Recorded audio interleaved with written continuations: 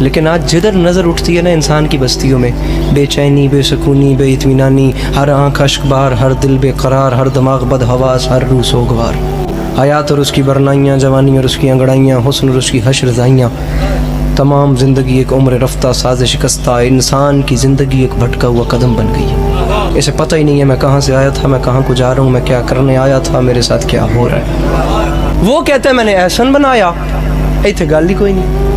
مسئلہ یہ ہے کہ وہ کون ہیں جسے اس نے احسن بنایا؟ جسے وہ احسن بنائے وہ ایسا نہیں ہوتا، اور جو یہ ہے یہ وہ نہیں جسے اس نے احسن بنایا۔ بات کہاں گم ہو گئی؟ اگر ہم قرآن کریم کی اگلی آیت تلاوت کرتے تو یہ مسئلہ بھی ختم ہو جاتا۔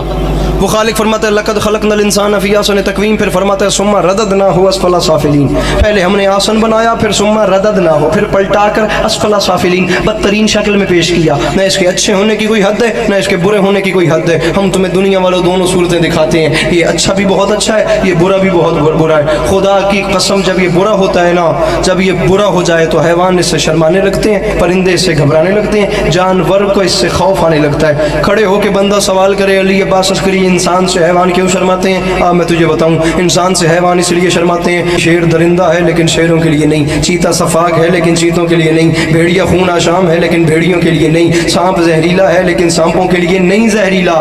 تو نے آج تک نہیں سنا ہوگا کہ سانپ نے سانپ کو ڈسا اور سانپ کے ڈسنے سے سانپ مر گیا۔